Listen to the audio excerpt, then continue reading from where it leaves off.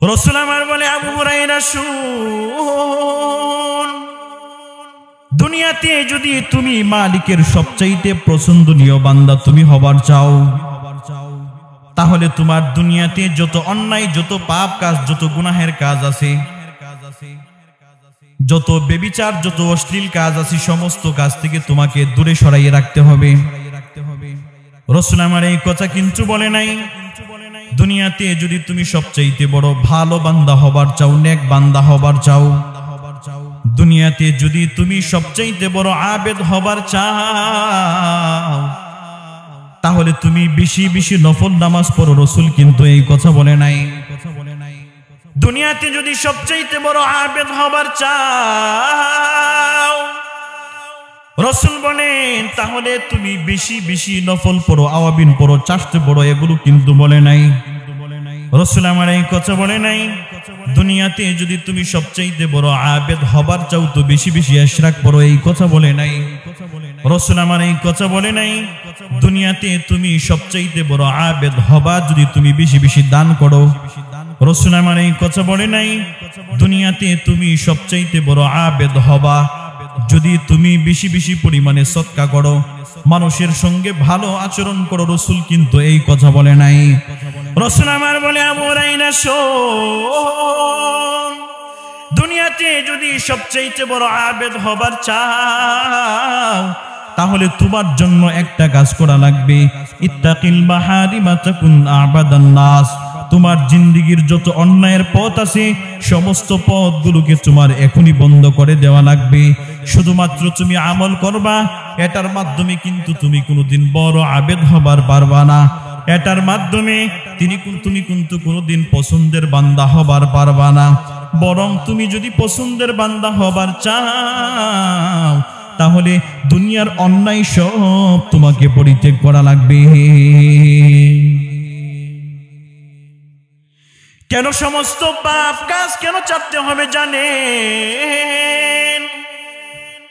রাসূল আমার উদাহরণ দিতে গিয়ে বলেন, দুনিয়াতে কোটি টাকা দিয়ে যদি তুমি একটা ঘর নির্মাণ করো, ঘরটা নির্মাণ করার পরে ঘরের ভিতরে যদি তুমি একটা এয়ার কন্ডিশন এসি যদি তুমি লাগিয়ে দাও, যদি তুমি বলো এসিটা আমি চালু করব, কিন্তু আমার ঘরের যত দরওয়াজা, কপাট, যা কিছু আছে সমস্তগুলা খোলা থাকবে, আচ্ছা বলেন তো, তাহলে কি সারাদিন এসি চললে কোনোদিন ঘর ঠান্ডা হবে? কথা বলেন। আপনি একটা দামি ঘর বানাইছেন, ঘর বানিয়ে এটার ভিতরে এয়ার কন্ডিশন এসি ফিট করলেন, আচ্ছা বলেন তো, ঘরের দরওয়াজা, কপাট, যা কিছু আছে সমস্ত কিছু খোলা, আপনি যদি এসি লাগান 1 ঘন্টা, 2 ঘন্টা, 3 ঘন্টা, সারা দিন যদি চলে যায়, আচ্ছা বলেন তো, ঘর কি কোনোদিন ঠান্ডা হবে? কেন হবে না? রাসূল আমার উদাহরণ দিতে গিয়ে বলেন, সাহাবী, কারণ এই জন্য তোমার ঘরটা এই জন্য ঠান্ডা হবে না, কারণ তোমার ঘরের যত দরওয়াজা, কপাট, যা কিছু আছে সমস্ত কিছু খোলা। যদি তুমি তোমার ঘরটাকে ঠান্ডা করবার চাও, তাহলে তোমার ঘরের ভিতরের যেই দরজা, কপাটগুলো আছে সবগুলোকে তুমি বন্ধ করে দাও। যদি ঘরের ভিতরের সমস্ত দরওয়াজা, কপাটগুলোকে যদি তুমি বন্ধ করবার চাও, আর যদি তুমি বন্ধ করে দাও, বন্ধ করার পরে যদি ছোট্ট পরিমাণ যদি একটা এসি তুমি লাগাইয়া দাও, যদিও কিছুক্ষণের ভিতরে যদি ঠান্ডা না হয়, তো একটু দেরিতে হলেও হয়ে যাবে। এজন্য রাসূল আমার বলেন, আবু হুরায়রা শোন, তুমি তোমার জিন্দেগিতে যত পাপ কাজ আছে সমস্ত পাপ কাজগুলো তুমি করলা, আবার তুমি নামাজও পড়লা, রোজাও রাখলা, হজও করলা, যাকাতও দিলা, একদিক থেকে তুমি যত পাপ কাজ আছে সমস্ত পাপ কাজগুলো তুমি করলা, অন্য দিক থেকে আবার তোমার যেই সমস্ত নেক কাজগুলো আছে সমস্ত নেক কাজগুলো তুমি করলা। তোমার যেই সমস্ত নেক কাজগুলো আছে এই নেক কাজগুলোকে তোমার পাপে নষ্ট করে দেয়। এজন্য রাসূল আমার বলেন, আবু হুরায়রা শোন, দুনিয়াতে যদি সবচাইতে বড় আবেদ হবার চাও, তাহলে তোমার যত পাপ কাজ আছে সমস্ত পাপ কাজ থেকে নিজেকে আগে ফিরাইয়া রাখো। কারণ কি জন্য রসুল বলেন? রসুল হাদিসের মধ্যে বলেন, ইয়াকুম ওয়া মুহাক্কারাতিজ যুনুব, হে আমার সাহাবীরা শুনো, ছোট থেকে ছোট একটা পাপ কাজ থেকে তোমরা সব সময় দূরে থাকবা। রসুল আমার এই কথা কেন বলেন? হাদিসের মধ্যে রসুল আমার এই কথা বলেন যে আজকে যদি তুমি একটা অন্যায় করো, আবার যদি তুমি অন্যায় থেকে ফিরে না আইসা যদি কালকে আবার একটা অন্যায় করো, আবার তুমি যদি ফিরে না আসো, আবার যখন তুমি আরেকটা অন্যায় কাজ যখন তুমি করে ফেলবা, একদিন, 2 দিন, 3 দিন, 4 দিন, 5 দিন করতে করতে করতে করতে তোমার জিন্দেগির ছোট যে অন্যায় কাজটা ছিল, এটা কিন্তু একদিন বড় অন্যায় হয়ে যাবে। এজন্য রাসূল আমার বলে, মুমিন দুনিয়াতে যদি সবচেয়ে বড় আবেদ হবার চাও, তোমার দুনিয়ার যত গুনাহ আছে সমস্ত কাজ থেকে তুমি বিরত রাখো। রাসূল আমার উদাহরণ দিতে গিয়ে বলেন, সাধারণত একটা লাকড়ির মধ্যে যদি তুমি আগুন প্রজ্বলিত করে দাও, যদি তুমি ইচ্ছা করলেই তুমি লাকড়ির আগুনটাকে সামান্য কিছু পানির মাধ্যমে তুমি নিভিয়ে দিবার পারো।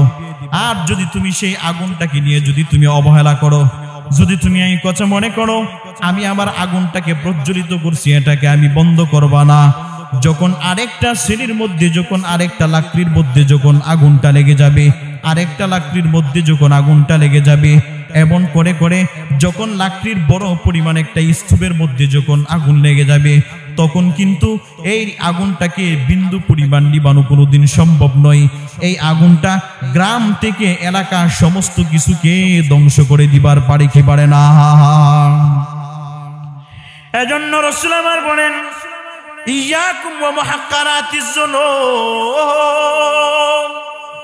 দুনিয়াতে আমার যত উম্মত আছে সমস্ত উম্মতদেরকে আমি বলতেছি, দুনিয়ার যত ছোট গুনাহ আছে সেই ছোট ছোট গুনাহ থেকে তোমরা বেঁচে থাকবা, কারণ গুনাহটা যখন বড় হইয়া যাইবে তো তুমি তার থেকে ফিরে আসতে পারবা না। রাসূল আমার অন্য হাদিসের মধ্যে বলেন, এটা মুমিন বান্দা গুনাহটাকে কি পরিমাণ বড় মনে করবে, আর একজন পাপিষ্ঠ বান্দা গুনাহটাকে কি পরিমাণ হালকা মনে করবে। রাসূল আমার এই কথা বুঝাইতে গিয়ে বলেন, একজন মুমিন বান্দা যদি কোনো একটা পাহাড়ের তলদেশ দিয়ে যদি অতিক্রম করে, জীর্ণ শীর্ণ পাহাড়টা যে কোনো সময় ভেঙ্গে তার মাথার উপর পড়তে পারে। আচ্ছা বলেন তো, এই পাহাড়ের নিচ দিয়ে যদি আমরা কোনো সময় অতিক্রম করি, এই পাহাড়ের নিচ দিয়ে যদি আমরা কোনো সময় অতিক্রম করি, তাহলে আমাদের দিলের ভিতরে একটা ভয় থাকবে কি থাকবে না? অবশ্যই থাকবে। কারণ কি জন্য থাকবে? আমাদের দিলের ভিতরে একটা ভয় থাকবে যে যে কোনো সময় পাহাড়টা ভেঙে আমার মাথার উপর পড়ে যাইতে পারে। ঠিক তদ্রূপভাবে রাসূল বলেন, একজন মুমিন বান্দা তার গুনাহটাকে এত পরিমাণে বড় মনে করবে যে যে কোনো সময় পাহাড়টা আমার মাথায় পড়ে যাইতে পারাটা যেমন একটা ভয়, ঠিক তদ্রূপভাবে একজন মুমিন বান্দা যখন গুনাহ করে তখন সে এত পরিমাণ ভয় পায় যে কখন যেন মালিকের আযাবগুলো, মালিক যেন কখন আমাকে গ্রাস করে ফেলে, আর যদি আমি মৃত্যুবরণ করি তো আমার অবস্থান হবে জাহান্নাম। এজন্য রাসূল আমার বলেন, একজন মুমিন বান্দা গুনাহটাকে এত পরিমাণ হালকা মনে করবে, এটা জীর্ণ শীর্ণ পাহাড়ের পার্শ্ব দিয়ে যদি অতিক্রম করে, যদি পাহাড়টা যে কোনো সময় ধসে পড়ে যাওয়ার উপক্রম যদি হয়ে যায়, এটাকে মুমিন বান্দা যেমন ভয় পায়, ঠিক তদ্রূপভাবে একজন মুমিন বান্দার জীবনে যদি কোনো একটা গুনাহ হয়ে যায়, সে এত পরিমাণে ভয় পাবে। আর রাসূল আমার বলেন, অপরদিকে একজন ফাসিক বান্দা গুনাহটাকে কি পরিমাণ হালকা মনে করবে। রাসূল আমার উদাহরণ দিতে গিয়ে বলেন, আমাদের সামান্য নাকের উপরে যদি একটা মাছি যদি বসে যায়, মাছিটাকে আমরা যেই পরিমাণ হালকা মনে করি, যেই কোনো সময় মাছিটাকে আমরা একটা আঙ্গুলের ইশারার মাধ্যমে কি সরাই দেবার পারি না? পারি কি পারি না? অবশ্যই পারি। যদি একটা মাছি যদি আমার কপালে অথবা নাকের ঢগায় যদি বসে, আচ্ছা বলেন তো সেই মাছিটাকে তাড়াইতে কি কোনো লাঠি টাঠির কিছু দরকার পড়বে না? কারণ সামান্য পরিমাণ যদি আমার নাকটাকে একটু নাড়া দেই তো মাছিটা উড়ে চলে যাবে। এজন্য রাসূল বলেন যে একজন মুমিন বান্দা গুনাহটাকে এত পরিমাণ বড় মনে করবে যে যেমন ভাবে জীর্ণ শীর্ণ একটা পাহাড়ের তলদেশ দিয়ে যদি কেউ অতিক্রম করে, সে যেমন বড় বিপদ, যেমন শঙ্কিত অবস্থায় থাকে, ঠিক তদ্রুপ ভাবে একজন মুমিন বান্দা গুনাহটাকে এত পরিমাণ বড় মনে করবে। আর অপর দিকে রাসূল বলেন একজন ফাসিক ফুজ্জার পাপিষ্ঠ বান্দা সে কি পরিমাণ ছোট মনে করবে। আমাদের নাকের ডগায় যদি একটা মাছি যদি বসে যায় তাহলে মাছিটাকে তাড়াইতে যেমন বেশি লাঠি শুটার কোনো কিছুর দরকার পড়ে না, ঠিক তদ্রুপ ভাবে রাসূল বলেন যে একজন পাপিষ্ঠ বান্দা সে গুনাহটাকে এত পরিমাণ হালকা মনে করে। এজন্য প্রিয় ভাইয়ের আমার, রাসূল কি বলেন যে ইত্তাকিল মাহারিমা তাকুন আবাদান নাস। দুনিয়াতে যদি তুমি সবচেয়ে বড় আবেদ হবার চাও কি করা লাগবে? গুনাহ থেকে নিজেকে পবিত্র করা লাগবে। আগে গুনাহ ছাড়তে হবে। সাধারণত একটা টিউবওয়েলের তলে যদি আপনি একটা কলস যদি ধরেন, আচ্ছা বলেন তো, যদি কলসের নিচ দিয়ে যদি একটা ছিদ্র থাকে, সারা দিন যদি কলসের মধ্যে যদি আপনি টিউবওয়েলের পানি দেন, কলস কি কোনোদিন ভরবে? কেন ভরবে না? কারণ টিউবওয়েলের নিচ দিয়ে ছিদ্র, যতক্ষণ পর্যন্ত ছিদ্র বন্ধ করা না হবে ততক্ষণ পর্যন্ত কখনো কলস ভরবে না। ঠিক তদ্রুপভাবে রাসূল বলেন তুমি যদি তোমার আমলগুলোকে যদি কবুল করাইতে চাও, তুমি তোমার আমলের মাধ্যমে যদি জান্নাতে যাবার চাও, তো একটা কাজ করা লাগবে। আর এই কাজটা কি? তোমার যত গুনাহের পথ আছে সবগুলোকে বন্ধ করে দিতে হবে। সুবহানাল্লাহ।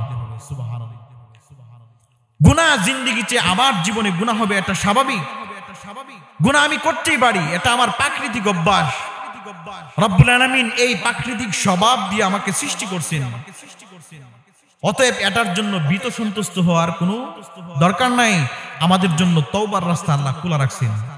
আল্লাহ বলেন যে তুমি তোমার 70-75 বছরের জিন্দেগিতে তুমি গুনাহ করছো, একদিন যদি মালিকের কাছে যদি তওবা করতে পারো জিন্দেগির সব গুনাহ মাফ। সুবহানাল্লাহ।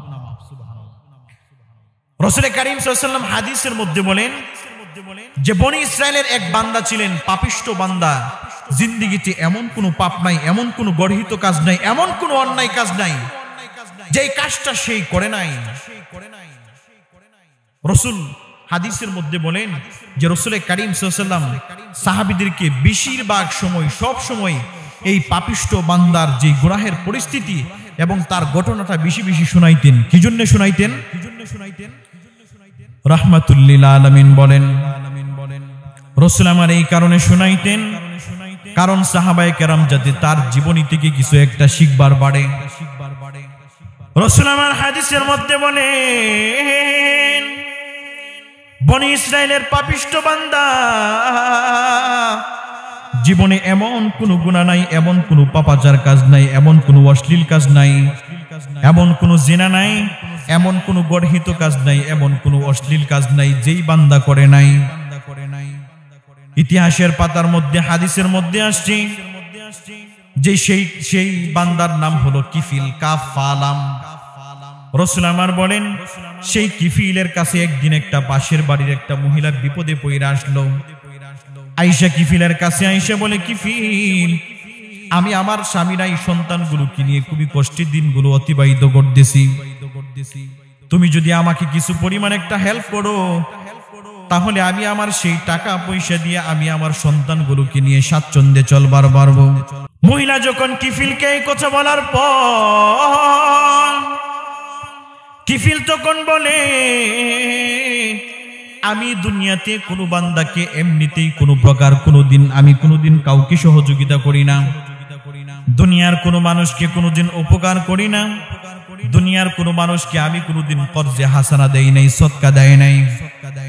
কিফিল যখন এই কথা বললেন মহিলা তখন তার দিলের ভিতরে একটু কষ্ট অনুভব করলেন, যদি সেই কিফিলে আমাকে যদি টাকা পয়সা গুলো না দেই তো আমি আমার সন্তানগুলোকে নিয়ে কেমনে চলবো। মহিলা যখন কিফিলকে বললে, কিফিল, যদি তুমি আমাকে টাকা পয়সা গুলো না দাও তাহলে আমি আমার সন্তানগুলোকে নিয়ে বড় বিপাকের মধ্যে পড়ে যাব। এই কথা যখন বলার পরে কিফিল তখন বলে, তুমি যদি আমাকে নির্ধারিত সময় যদি লভ্যাংশগুলো না দিবার পারো, যদি নির্ধারিত সময় আবার সঙ্গে তুমি যৌনাচারের মধ্যে যদি তুমি লিপ্ত হয়ে যাও, পাপিষ্ঠ জিনার কাজের মধ্যে যদি তুমি আমার সঙ্গে লিপ্ত হয়ে যাও তাহলে অবশ্যই তোমাকে আমি টাকা পয়সাগুলো দেব। রাসূল আমার হাদিসের মধ্যে বলেন কাদাল ফাকিরু আইয়াকুনা কুফরান, দারিদ্রতা মানুষকে কুফরি পর্যন্ত বড় পৌঁছায় দেয়। রাসূল আমার বলেন, তখন সেই মহিলা তার সন্তানের দিকে, অভাব অনাটনের দিকে তাকাইয়া তিনি কিফিলের প্রস্তাবে রাজি হয়ে গেলেন।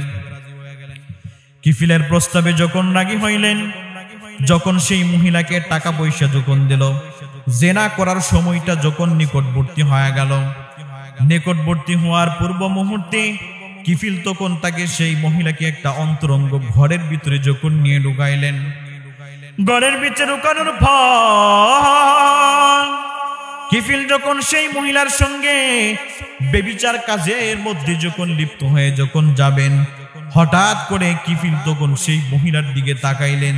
তাকিয়ে দেখেন সেই মহিলার সমস্ত শরীরটা যেন কম্পন সৃষ্টি হয়ে গেল। সুবহানাল্লাহ। তখন সেই মহিলাকে কিফিল বলে, তুমি কেন, তোমার সারা শরীরটা কেন কাঁপতেছে, কারণটা কি? মহিলা যখন বলে, কিফিল, জিন্দেগিতে আমি কোনোদিন কোনো পরপুরুষের সঙ্গে কোনোদিন জিনার কাজ করি নাই, আজকে বিপদে পড়ে তোমার সঙ্গে একটা জিনা কাজের মধ্যে আমি লিপ্ত হয়ে যাব। যদি আজকে তোমার সঙ্গে জিনাগুলো করার পরে যদি আমার দুনিয়া থেকে মৃত্যুবরণ হয়ে যায়, তাহলে আমার তো হবে জাহান্নামে হবে আমার অবস্থান। এই জন্য আমার শরীরের মধ্যে মালিকের ভয়ের কারণে কম্পন সৃষ্টি হয়। সুবহানাল্লাহ। তখন কিফিল বলে যে আমি জিন্দেগিতে এমন কোনো পাপ কাজ নাই, এমন কোনো অন্যায় কাজ নাই যেই কাজ আমি করি নাই, কিন্তু আমার তো দিলের ভিতরে কোনোদিন মালিকের ভয় আসে নাই। আর তুমি আজকে বিপদে পইরা সন্তানকে নিয়ে চলতে পারতেছো না, তুমি আজকে আমার সঙ্গে একবার মাত্র জিনার কাজ করবা, বেবিচার কাজ করবা, তোমার ভিতরে মালিকের এত পরিমাণ ভয়। কিফিল বলেন, যাও মহিলা, আমি আজকের মতো তোমাকে মাফ করে দিলাম। সুবহানাল্লাহ। এবং আমি তোমার সঙ্গে ওয়াদা করতেছি, আজকের পর থেকে মৃত্যু পর্যন্ত কোনোদিন আর কারো সঙ্গে কোনো জিনার কাজ করব না। সুবহানাল্লাহ। হাদিসের মধ্যে রাসূল বলেন যে কিফিল তখন ওখান থেকে গিয়ে সে একটা বন জঙ্গলের মধ্যে চইলা গেলেন, গিয়া মালিকের কাছে এত পরিমাণ তওবা করছে, কান্নাকাটি কইরা। তখন এই দিনেই কিফিল যখন মৃত্যুবরণ করলেন, সাধারণত দেখবেন এলাকার একজন খারাপ মানুষ, সে সবসময় মানুষের উপর জুলুম করে, বেবিচার করে, অশ্লীল কাজ করে, অন্যায় কাজ করে, সে যখন হঠাৎ করে দুনিয়া থেকে বিদায় হয়ে যায়, তখন মানুষে খুশি হয় নাকি বেজার হয়? খুশি হয়, কারণ সে মানুষকে অনেক পরিমাণে অন্যায়, অশ্লীল, অত্যাচার, জুলুম কাজ করেছে। সে যদি হঠাৎ করে মৃত্যুবরণ করে, মানুষ বড় খুশি।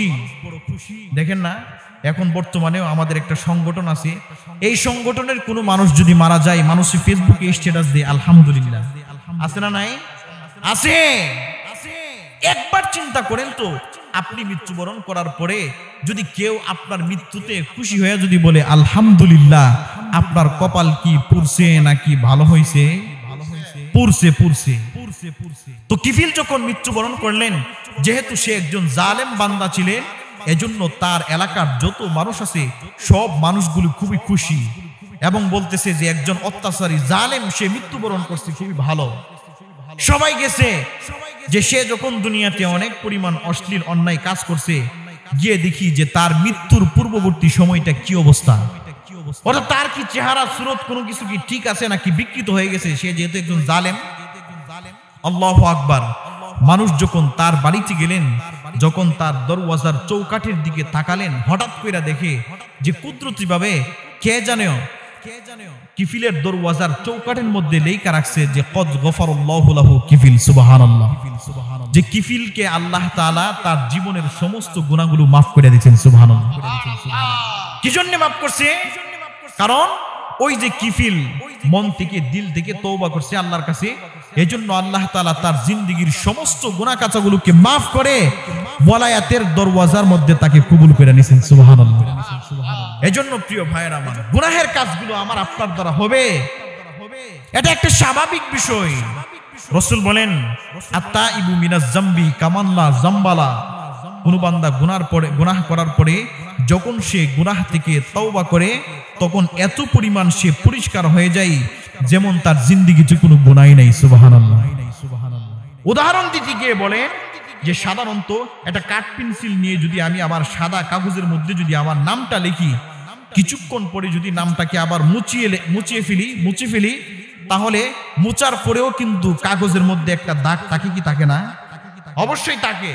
আপনার পাঞ্জাবিতে তিলা পড়ছে, তিলা পড়ে না? পড়ার পরে আপনি অত্যাধিক যে মেডিসিন আছে, মেডিসিন ব্লিচিংয়ের মাধ্যমে যদি কাপড়টাকে পরিষ্কার করেন, আচ্ছা বলেন তো কাপড় কি তার নতুন সজীবতা ফিরে পায় নাকি কিছু দাগ তাইকা যায়? থাকে। কিন্তু রাসূল বলেন কোন বান্দা যদি গুনাহ থেকে তওবা করে, আতাইবু মিনাজ জামবি কামান লা জামবালা, এত পরিমাণে পরিষ্কার হয়ে যায় যেন তার জিন্দেগিতে কোনো গুনাহই ছিল না। সুবহানাল্লাহ।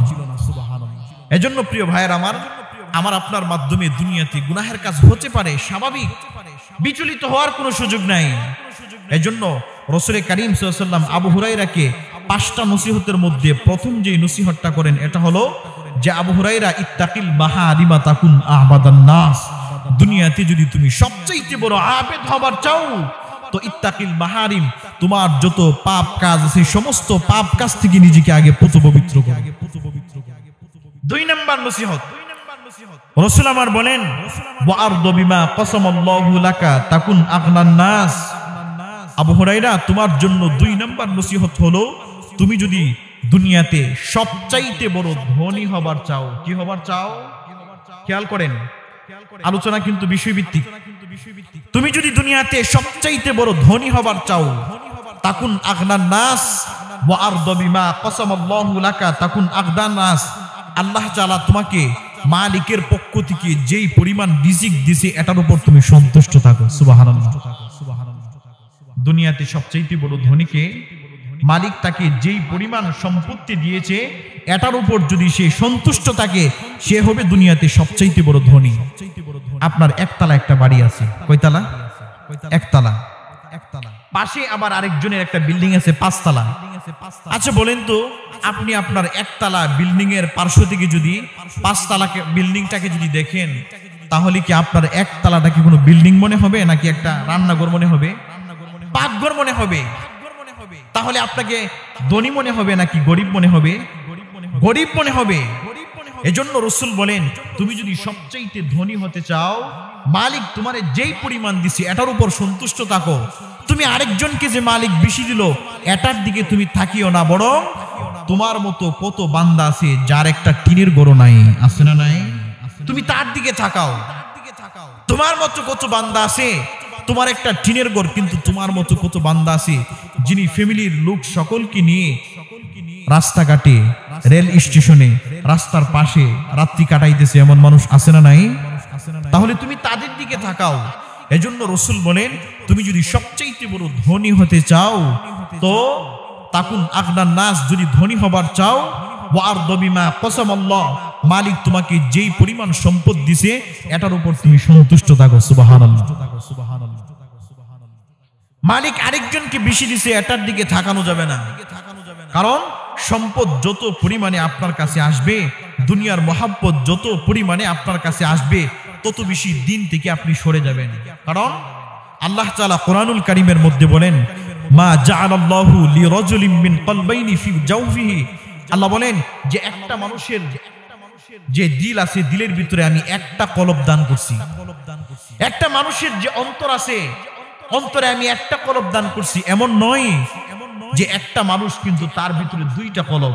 একটা মানুষ তার ভিতরে কলব কয়টা? একটা। এমন নয় যে একটা মানুষ কিন্তু তার ভিতরে কলব 2টা। মা জাআলাল্লাহু লিরাজুলিন মিন কলবাইনি ফি জাওফিহি, আল্লাহ বলেন যে একটা মানুষকে আমি একটা কলবই দান করছি, 2টা দান করি নাই। অতএব একটা কলবের ভিতরে হয়তো তুমি দুনিয়াকে জায়গা দিবা অথবা তুমি আখিরাতকে জায়গা দিবা। আচ্ছা বলেন তো একটা কলবের ভিতরে কি 2টা জিনিসকে জায়গা দেওয়া সম্ভব? সম্ভব নয়। হয়তো দিনকে দিতে হবে, না হয় দুনিয়াকে দিতে হবে। মোহতারাম হাজিরিন, তাহলে আজকের যে সংক্ষিপ্ত আলোচনা দ্বারা আমরা কি বুঝতে পারলাম যে আমি আপনি যদি সবচেয়ে বড় আবেদ হবার চাই তো ইত্তাকিল মাহারিমা তাকুন আহবাদান নাস, দুনিয়ার যত পাপ কাজ আছে সমস্ত পাপ কাজ থেকে নিজেকে বিরত রাখা লাগবে। আর 2 নাম্বার আমল হলো ওয়ারদু বিমা কসামাল্লাহু লাকা তাকুন আগনান নাস, দুনিয়াতে যদি আমি আপনি সবচেয়ে বড় ধনী হবার চাই তো মালিক আমাকে যেই পরিমাণ দান করছেন এটার উপর সন্তুষ্ট থাকতে হবে। আল্লাহ তাআলা যেন আমাকে আপনাকে এই সামান্য বিক্ষিপ্ত কিছু কথাবার্তার উপর আমল করার তৌফিক দান করেন। সকলে বলুন আমিন। ওয়া আখির দাওয়ানা আলহামদুলিল্লাহি রাব্বিল আলামিন। আসসালামু আলাইকুম ওয়া রাহমাতুল্লাহি ওয়া বারাকাতুহু।